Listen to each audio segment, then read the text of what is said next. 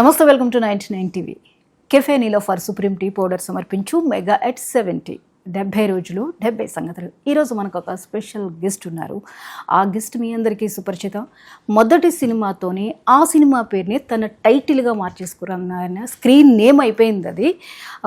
300 పైగా సినిమాలు నటించేశారు. Positive character, negative character, ఇక కామెడీ టైమింగ్ అయితే ఆయన గురించి మనం చెప్పక్కర్లేదు.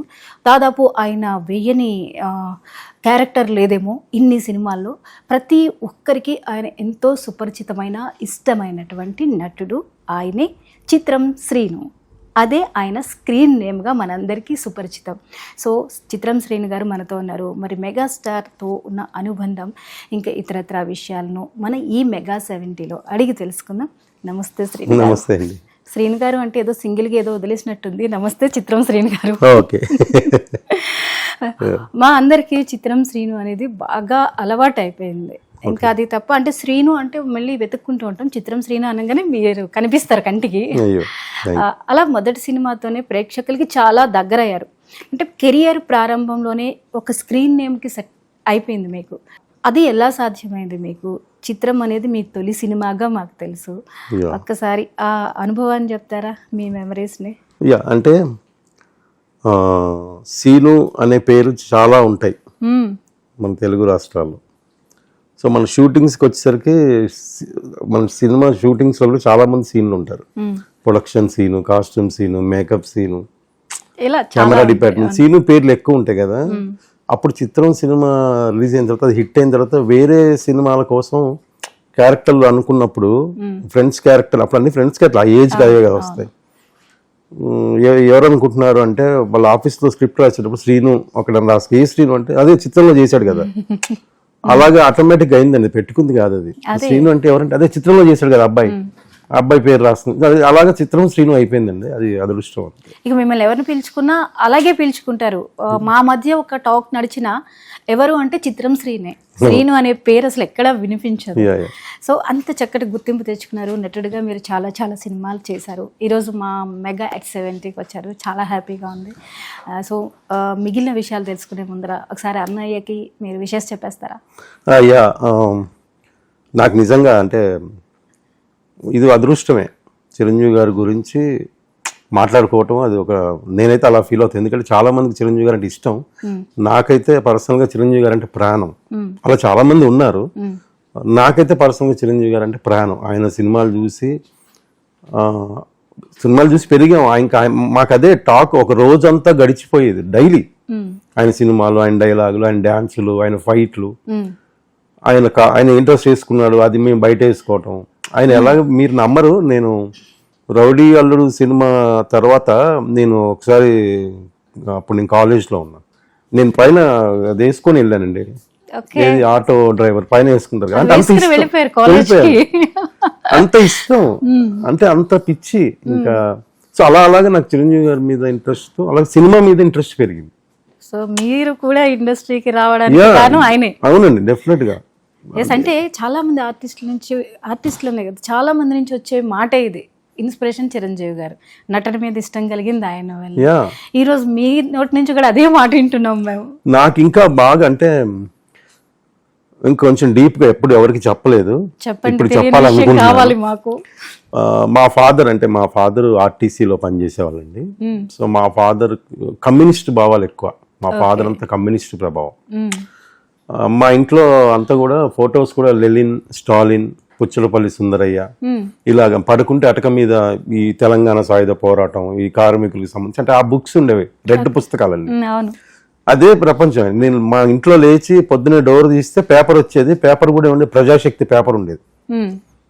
నాకు సినిమా పిచ్చి, నాకు అంటే బికాస్ ఆఫ్ జనరేషన్, నాకు సినిమా పిచ్చి కదా. అందులో సినిమా న్యూస్ ఉండేది కదా అప్పుడు. ఇప్పుడు ఉంటున్నది, ఇప్పుడు అన్ని న్యూస్లో వేస్తున్నారు సినిమా న్యూస్.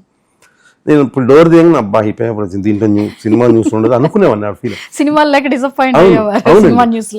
న్యూస్ లేక అంత ఇష్టం. దానికోసం నేను చిరంజీవి గారి మ్యాగజైన్స్ వచ్చేవి, మెగాస్టార్ ఇలా బుక్స్ వచ్చేవి, నేను పోస్టల్ ద్వారా అవి తెప్పించుకునేవాడిని. చిరంజీవి గారు అంటే అంత ఇష్టం. అలాగా నేను అంటే మన ఏజ్ వస్తున్న కొద్ది ఇంట్లో పేరెంట్స్ తో మనం కొంచెం మన ఏజ్ కి తగ్గట్టు పేరెంట్స్ తో కొంచెం అది మారుతుంది. ఒక్కోసారి ర్యాష్ అయిపోతాం, ఒక్కోసారి కోపం వచ్చేస్తుంది. అంటే మా ఫాదర్ ఏంటంటే ఆయన కమ్యూనిస్ట్ భావాలతో ఎంత ఇష్టం అంటే ఆయన కమ్యూనిస్ట్ అంటే అంత బాగా ఇష్టం. మా ఫాదర్కి శాలరీ వస్తే ఎంతో కొంత ఆ పార్టీలో ఆఫీస్కి వెళ్ళి శాలరీ రాగానే ఫస్ట్ అందులో నుంచి ఆ పార్టీ ఆఫీస్కి వెళ్ళి ఎంతో కొంత ఇచ్చేసి వచ్చేవాడు. వచ్చేది తక్కువ అందులో ఇస్తావా అని ఫీలింగ్ మాకంటే బికాస్ ఉంటాయి కదా కామన్ కదా. సో నేనేంటి నువ్వు అది పెడతావు అయితే నేను చిరంజీవి గారి ఫోటో పెట్టా చోట. మా ఫాదర్ అంటే చాలా భయం అండి ఆయనకి ఎప్పుడు చదువుతూ ఉండాలి. అక్కడ మాకు గేట్ సౌండ్ అవుతే బుక్ పట్టుకొని కూర్చునేవాడిని, అంటే చదివినా చదవకపోయినా ఆయన ముందే చదివినట్టు ఉండాలని. ఆయనకి ఎప్పుడు చదువుతూ ఉండాలి, చదువు అంటే ఇష్టం ఆయనకి. సో అలాగా తర్వాత ఆయన ఎదిరించటం, ఏజ్ మనం పెద్ద అవుతుంటే వాళ్ళు కూడా పాపం అంటే దానికి ఇదవుతారు. సో అలాగా ఒకసారి నాకు నేను సరిగా చదవలేట్లేదు, ఇది సరిగా చదువు మీద అంత కాన్సన్ట్రేషన్ చేయట్లేదు వీడు అని చెప్పి ఆ చిరంజీవి గారి ఫోటో పెట్టినప్పుడు ఏమనలేదు ఆయన, ఏమనలే. తర్వాత ఎప్పుడైతే ఆ సందర్భం వస్తుందో అప్పుడు ఈయన పెడతాడు నీకు తిండి, ఈయన పెడతాడా తిండి రేపు నీకు, రేపు ఉద్యోగం చేయకపోతే ఈయన తిండి పెడతాడా అని ఫోటో పీకేశాడు. ఎంత అంటే నేను పక్కకెళ్ళి ఏడ్చేస్తున్నా, నన్ను తిట్టినందుకు కాదు ఆ ఫోటో ఎందుకు తీశారు అంటే అంత పిచ్చండి, అంత ఇష్టం ఇంకా చిరంజీవి గారు అంటే ప్రాణం అనమాట. సో అలాగే ఆ తర్వాత కొన్ని అంటే ఆయన ఏజ్ అవుతుంది తర్వాత కూడా నాకు నేను కూర్చోబెట్టి మా మదర్కి చెప్తే నేను ఎలాగైనా వెళ్తాను నాన్న, నేను ట్రై చేస్తాను, 1 సంవత్సరం టైం ఇవ్వండి నాకు, సంవత్సరం తర్వాత అవ్వకపోతే నేనే తిరిగి వచ్చేస్తా. మా ఫాదర్ అంటే ఏదైనా ఒక చదువుకుంటే ఏదో ఉద్యోగం వస్తుంది కదా అని ఆయన లేదు వాళ్ళ భయం వాళ్ళకు ఉంటుంది, పిల్లలు ఏమవుతారని టెన్షన్ ఉంటుంది. 1 సంవత్సరం టైం ఇవ్వండి డాడీ ప్లీజ్, నేను ఎలాగైనా ట్రై చేస్తా గట్టిగా, అవుతే అవ్వకపోతే వచ్చేస్తా, మీరు చెప్పినట్టే చదువు ఫినిష్ చేసి ఏదో ఉద్యోగం ఏదో చేస్తా. దానికి ఎలా అంటే ఆయన ఎలా అయిపోయినట్టు నా ఇష్టం ఆయనకి అర్థమైపోయింది. ఇంకా అది రోజు గొడవలు అవటం, నేను అన్నం తినకపోవటం, నువ్వు ఇంకోసారి ఫిల్మ్ ఇండస్ట్రీ అన్నట్టు కాలు ఎరగొడతా అంటే కాలు ఎరగొట్టినా కూడా నేను వెళ్తానేవాడిని. గట్టిగానే జరిగింది ఇంట్లో, అలా వెళ్తావు అంటే వెళ్తాను, కాలు ఎరగొట్టినా కూడా అలా వెళ్తాను. సో ఆయనకు అర్థమైపోయింది, సరే ఓకే 1 సంవత్సరం టైం ఇస్తున్నా, నువ్వేమవుతావు అవ్వు, లేకపోతే వచ్చి నువ్వు చదువుకోవాలి ఉద్యోగం ఓకే అన్న. అలాంటి మా ఫాదరే నన్ను తీసుకొచ్చి, అప్పుడు నాకు తెలీదు ఎలాగ ట్రై చేయాలి ఏంటి ఎలాగంటే, ఈలోపే నేను ఈ పోస్టల్ కోచింగ్లని దీని గురించి తెలుసుకుంటా ఉండేవాడిని. సో ఎక్కడ దిగాలి ఏంటి అన్ని తెలుసుకుంటే కృష్ణానగర్లో దిగానండి మా ఫాదర్ తో పాటు. కాలు పెట్టాను, అక్కడ ఒక ఇన్స్టిట్యూట్ ఏదో ఉండేది, బట్ అక్కడ ఉంటే కింద చాలా మంది ఉంటే అక్కడ కనుక్కున్నా అసలు ఎలాగ ఏంటి అని. అలా మా ఫాదర్ నాతో పాటు 1 డే అలా ఉన్నారు. తర్వాత అక్కడ పరిచయం అయితే వాళ్ళ ఫ్రెండ్స్ వాళ్ళ రూమ్ ఏదో ఉంటే ఆ రూమ్లో నేను అక్కడ సెటిల్ అయిపోయాను. అంత ఒక రోజులో జరిగిపోయింది, అది అంతే పరిచయాలతోటి. అంతకుముందు పరిచయం లేదు, అప్పటికప్పుడు పరిచయం చేసుకొని అంత.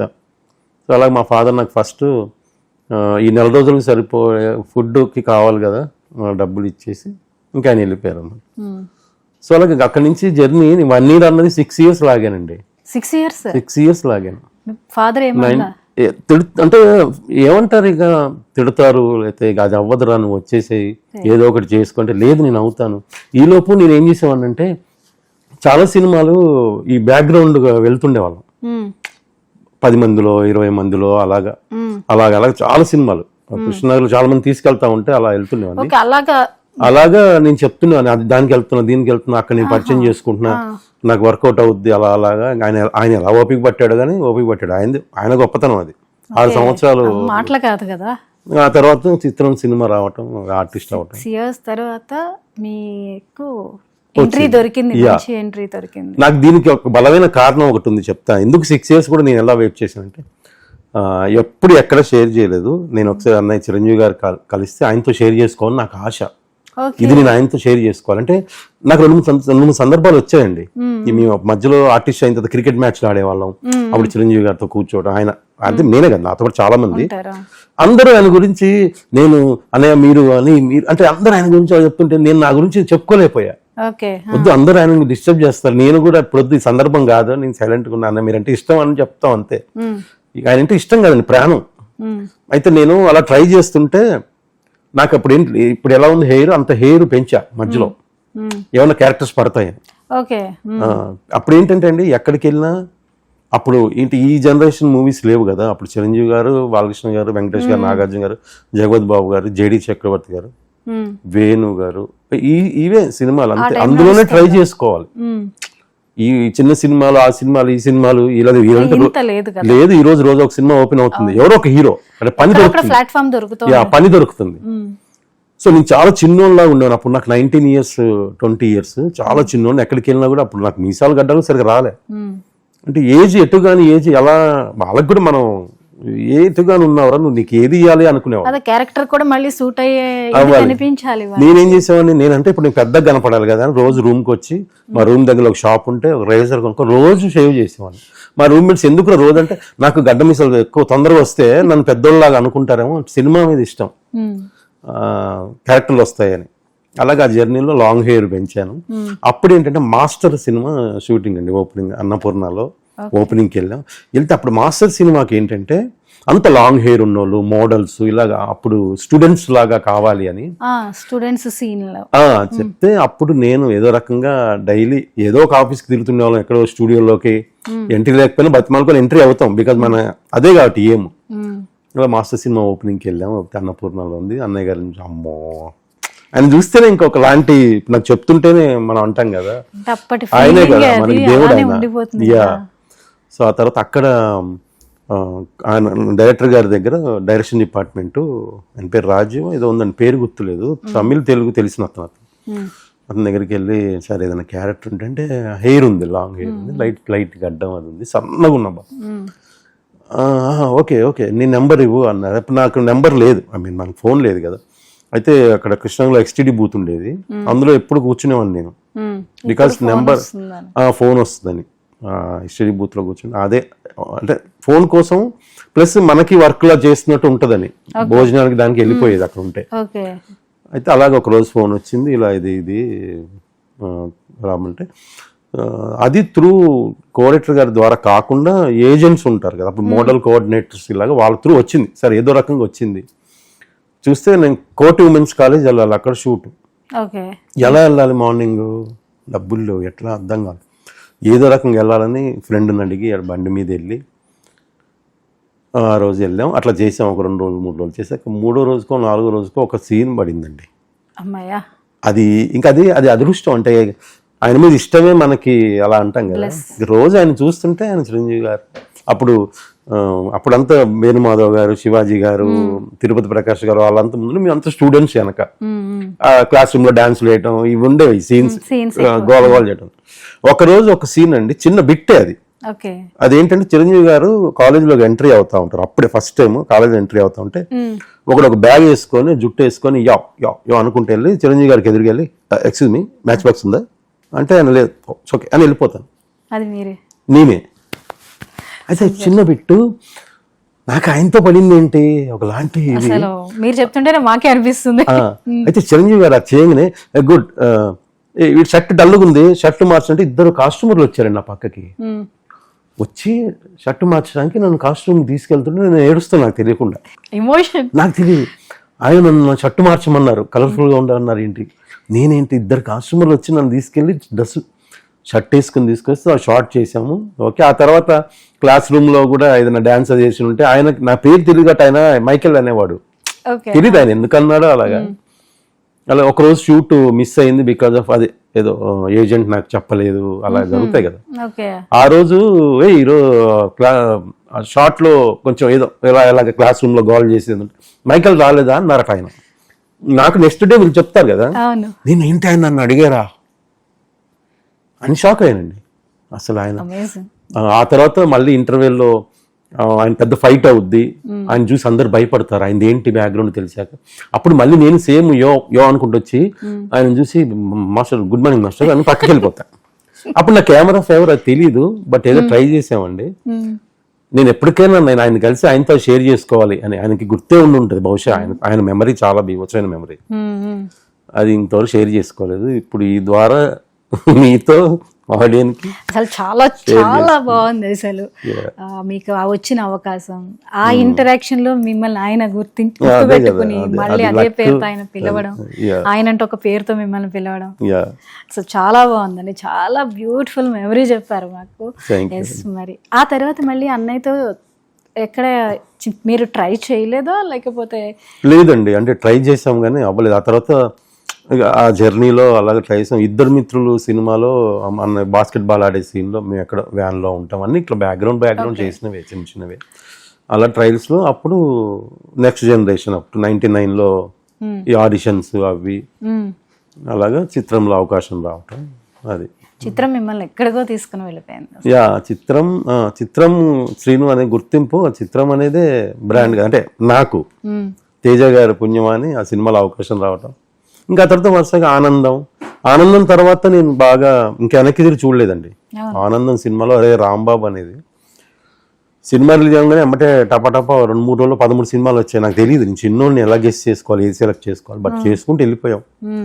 ఆ జర్నీలో సినిమాలు అలా చేసాం. మొత్తం ఇండస్ట్రీలోనే టాప్ స్టార్స్ అందరితోనూ మీరు చేశానండి. బాలకృష్ణ గారితో చేయలేదు, బాలకృష్ణ గారు చేయలేదు. అన్నయ్యతో మళ్ళీ ఆర్టిస్ట్ అయిన తర్వాత చేయలేదు. నా కోరిక ఎప్పటికైనా ఇప్పుడు ఆర్టిస్ట్ అయిన తర్వాత చిరంజీవి గారితో చేయాలని కోరిక. అది తెలియదు నెరవేరుద్దో లేదు, నెరవేరాలనుకుంటున్నా. మరి అప్పుడు మీరు అవకాశాల కోసం, గెడ్డం కోసం, జుట్టు కోసం ట్రై చేశారు. మరి ఇప్పుడు ఈ గెటప్ ఏంటి, దీనికి కూడా ఏమైనా రీజన్ ఉందా? ఇది రామ్ చరణ్ గారి సినిమా చేస్తున్నానండి, పెద్దిలో శివరాజ్ కుమార్ గారి పక్కన క్యారెక్టర్. ఓకే. సో దానికి డైరెక్టర్ గారు బుచ్చిబాబు గారు హెయిర్ గడ్డం కావాలన్నారు. సో అందుకే అలా మొన్న ఒక 7 days చేసాము. ఇంకా మళ్ళీ షెడ్యూల్ ఉంది. సో దాని గురించి ఆ కంటిన్యూటీ అలా ఉంచాం. ఇప్పుడు దీన్ని మళ్ళీ మనం మార్చలేము, పెద్ద సినిమా కదా, కంటిన్యూ ఉండాలి. సూపర్. అయితే పెద్ద మీద ఇప్పటికే చాలా ఎక్స్పెక్టేషన్స్ ఉన్నాయి. అందులో మీ క్యారెక్టర్ ఎలా ఉండొచ్చు, ఎలా ఉండబోతోంది? మంచి క్యారెక్టర్ అండి, చాలా మంచి క్యారెక్టర్. శివరాజ్ కుమార్ గారికి రైట్ హ్యాండ్, ఆయన పక్కన ఉండే క్యారెక్టర్ మంచి క్యారెక్టర్ అండి. ఇంకా నేను అంతకు మించి చెప్పను, అంటే చెప్పకూడదు. మెగా ఫ్యామిలీతో మళ్ళీ మీరు ఇంటరాక్ట్ అయ్యారు, మళ్ళీ ఆ సినిమాలో ఉన్నారు. అదే మా ఆడియన్స్ కూడా వెరీ హ్యాపీ. సో పెద్ద గెటప్ చూసాం ఇది. అంటే ఇక్కడ యాక్సిస్ ఉండదండి, లాంగ్ హెయిర్ గడ్డం ఉంటుంది కానీ గెటప్ మళ్ళీ వేరే. ఇది హెయిర్ గడ్డం ఇలాగే ఉంటుంది కానీ. మరి చిరంజీవి గారి సినిమాలు అంటే అంత ఇష్టం. చిరంజీవి గారి కోసం ఫైట్ చేశారు, మాస్ కోటు వేసుకుని ఆటో డ్రైవర్ డ్రెస్ వేసుకుని తర్వాత ఇప్పుడు ఆలోచిస్తే అప్పుడు అలా చేసావా అనిపిస్తుంది. అదంతే, ఆయన మీద ఇష్టం, అది అంతే. అలా మీకు బాగా చిరంజీవి గారి సినిమాల్లో మిమ్మల్ని బాగా ఆకట్టుకున్న సినిమా ఏంటి? చాలా ఉన్నాయండి, చాలా ఉంటాయి. కొన్ని బాగా మనకి హార్ట్ కి దగ్గరగా ఉంటాయి. ఆ ఏజ్ లో గ్యాంగ్ లీడర్ అండి. గ్యాంగ్ లీడర్ అంటే పిచ్చి నాకు, ఇప్పటికీ వస్తే పెట్టుకొని చూస్తాను. ఎన్నిసార్లు చూస్తాను, నాకు ఆయన సినిమాలన్నీ చాలా సార్లు చూసాను. Auto driver dress, gang leader, rowdy అల్లుడు, ఆ బాడీ లాంగ్వేజ్ కానీ, ఆ డైలాగ్, ఆ కామెడీ టైమింగ్, ఆ డాన్సులు, అబ్బో ఇంకా అది మీరు అలా చెప్తే మీతో అదే అంటున్నాను. చిరంజీవి గారితో ఫ్రెండ్స్తో కూర్చొని చిరంజీవి గారి గురించి మాట్లాడుకుంటూ అవర్స్ గంటలు గడిచిపోయేది. ఒక రోజంతా ఇలా గడిచిపోద్దా అని కూడా సందర్భాలు ఉన్నాయి. ఒక ఫుల్ డే ఆయన గురించి మాట్లాడుకుంటూ గడిచిపోయేది. ఆయన మాస్ లోనే ఇష్టపడతారు మీరు కూడా? అంతే అండి, అసలు ఈ మాస్ మాస్ మాస్ ఆయన అంతే, ఆయన అలాగే నాకు అలాగే ఇష్టం. చిరంజీవి గారిలో మీకు బాగా నచ్చే క్వాలిటీ ఏంటి? ఒక నటుడిగా ఆయనలో మీకు ఏది చూస్తే చాలా బాగా అనిపిస్తుంది? డాన్సా లేకపోతే ఆయన డాన్స్ అండి, ఫస్ట్ డాన్స్ ఇంకా పీక్స్ అండి. డాన్స్ ఇంకా నేనే కదా, ఎవరైనా డాన్స్లో డౌటే లేదు. కామెడీ టైమింగ్ బాగా ఇష్టం అండి నాకు. ఆయన కామెడీ టైమింగ్ చాలా ఇష్టం నాకు. మీ మీద ఉందా ఎఫెక్ట్, కామెడీ ప్రభావం? ఏమండి, డెఫినెట్లీ ఉంటదండి.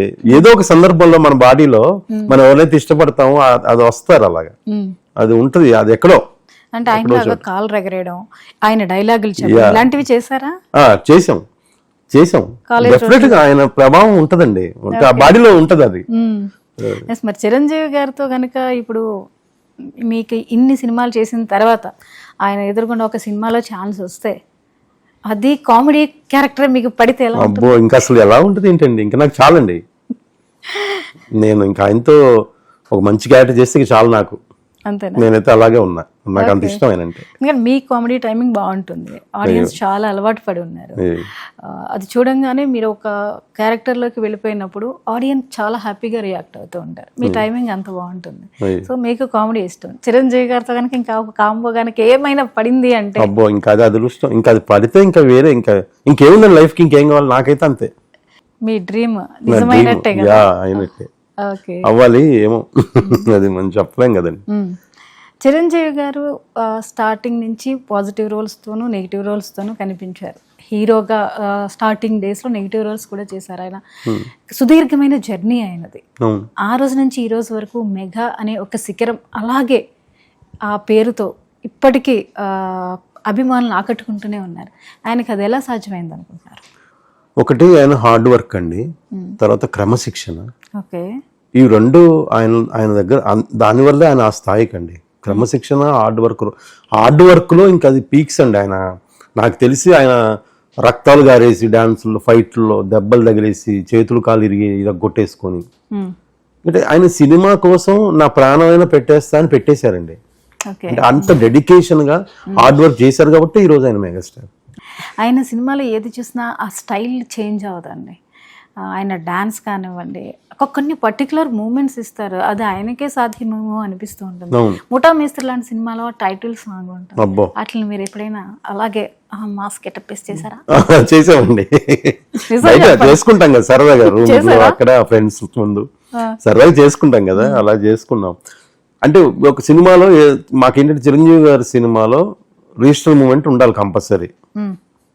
ఇప్పుడు ముఠా మేస్త్రి అన్నారు, దాంట్లో ఒక రిజిస్టర్ మూమెంట్, గరమూలో ఒక రిజిస్టర్ మూమెంట్, రౌడియల్లో ఒక రిజిస్టర్ మూమెంట్. రౌడియల్లో ఆ మంచు మీద సాంగ్ లాస్ట్ లో సాంగ్ ఉంటుందండి, అందులో జయభారత్ గారిని ఇక్కడ కూర్చోబెట్టుకొని ఆయన వేవ్ చేస్తూ లేస్తారు. ఇంకా అది అసలు అది కావాలా? ఇప్పుడంటే మనం యూట్యూబ్ లో వాటిలో రిపీట్ చేసుకొని చూస్తాం, అప్పుడు థియేటరే కదండి. థియేటరే. మళ్ళీ ఈ రోజు మళ్ళీ చూస్తే మళ్ళీ రేపు మళ్ళీ చూడాలి, మళ్ళీ ఎల్లుండి మళ్ళీ చూడాలి. ఇంకా రిజిస్టర్ మూమెంట్ లేదనుకోండి, ఫర్ ఎగ్జాంపుల్ ఏదైనా సినిమాలో ఇదైపోతాం, ఇదేంటి ఈ సినిమాలో రిజిస్టర్ మూమెంట్ లేదే అనుకునే వాళ్ళం. ఆయన సినిమా కొంచెం ఏదైనా తేడాగా అనిపించినా చాలా బాధ అండి. ఒక 2-3 రోజులు భోజనం వెళ్ళేది కాదు, ఫ్రెండ్స్ తో గొడవలు అయిపోయేవి.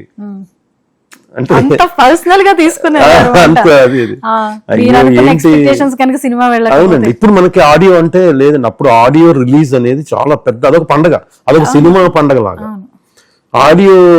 ఆడియో సెంటర్ ఉంటాయి ప్రతి ఊర్లో, ఆడియో సెంటర్, క్యాసెట్స్ అమ్మేవాళ్ళు. పొద్దున కూర్చోవాలి, ఎప్పుడు వస్తుంది క్యాసెట్ వస్తుందని వెయిటింగ్.